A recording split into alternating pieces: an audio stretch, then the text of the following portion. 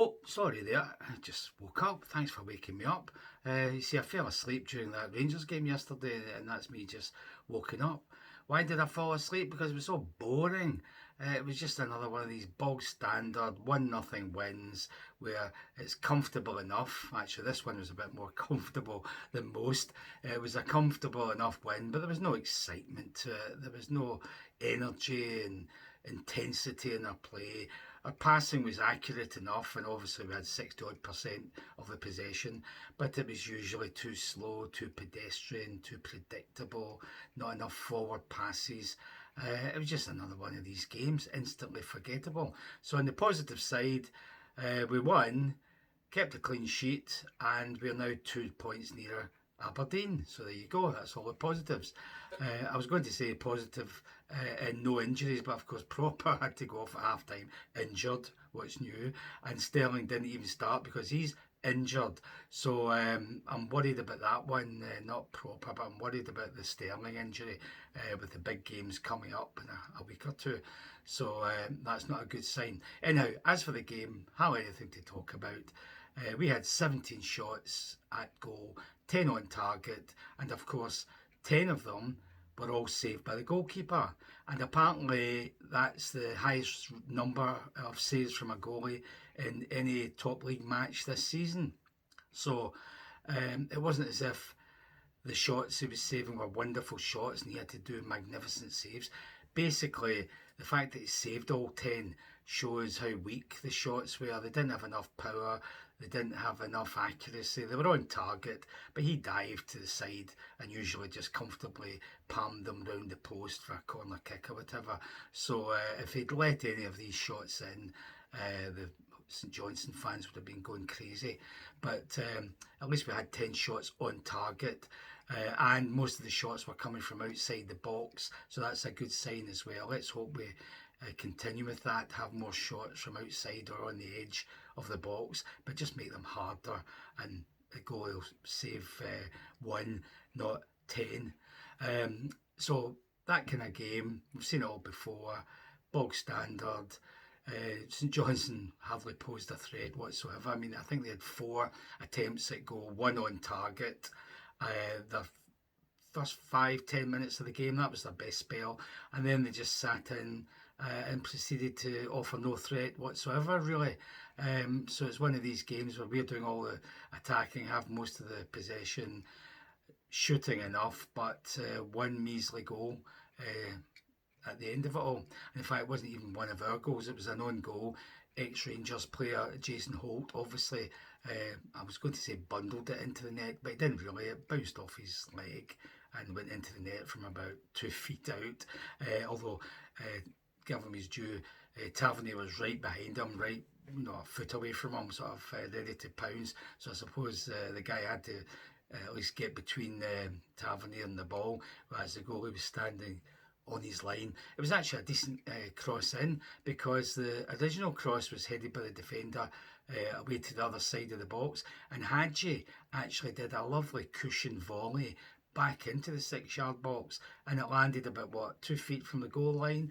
So it was difficult to deal with that by anybody, so you can only blame Holt for putting it in. So that was the sum total of all our attempts at goal: 17, 10 on target, and I don't know if we count that one since it was Holt who put it in. But regardless of all that, another bog standard display. Not enough energy, intensity, passing was accurate but too slow, too pedestrian. They sat back, hardly did anything, so we didn't have any threat from them. Most players played well enough, nobody was bad, nobody was brilliant. It was just one of these forgettable games, so no wonder I fell asleep during it. And let's hope we don't see another one like that on Wednesday, or even worse, next weekend up at Ross County. So if I think about the team itself, who played well, etc., well, obviously Butland had nothing to do, basically. Tavernier surprised me, because he actually 2 or 3 times tackled somebody with a real force, a real intensity, which I haven't seen from him in years. So I don't know if that was him trying to show us that he can be a tough guy when it matters. And he made a couple of decent passes as well. one free kick. The goalie had to dive and palm it past the post. So that was a good effort as well. So we might need him to do stuff like that in the coming weeks if Sterling doesn't come back immediately, because he missed the game due to injury on Sunday. So let's hope he gets back after maybe the Wednesday game against Kilmarnock, because we'll need him in the big games coming up. So Tavernier was okay. Suter, miles away the best guy in the team, I thought. He played like a proper captain. He was calm, collected, assured, confident. Anything that looked like being dangerous, and it wasn't very often, he mopped it up before it became dangerous.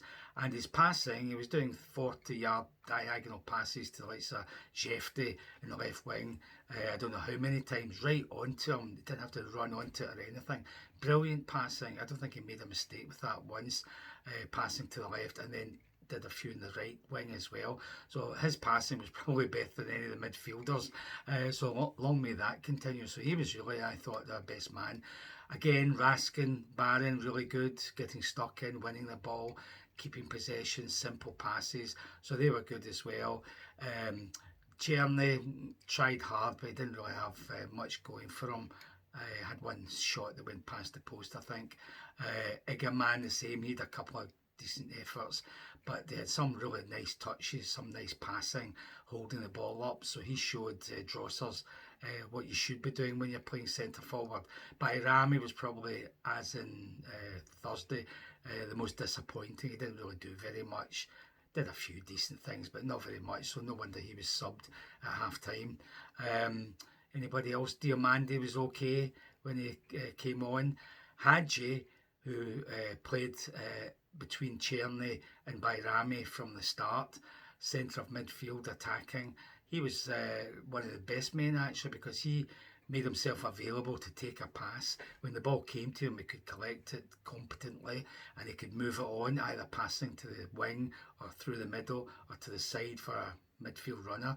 So he looked the part. He needs obviously sharpness to get back, so I'm hoping they'll start him every game, because he could be an asset. He had a couple of shots that went well over, but he's capable of scoring from 20 odd yards, and he is a good passer. He does have vision, and he is keen. He works hard, and he's keen to show what he can do, so he should start every game in the meantime, I would say.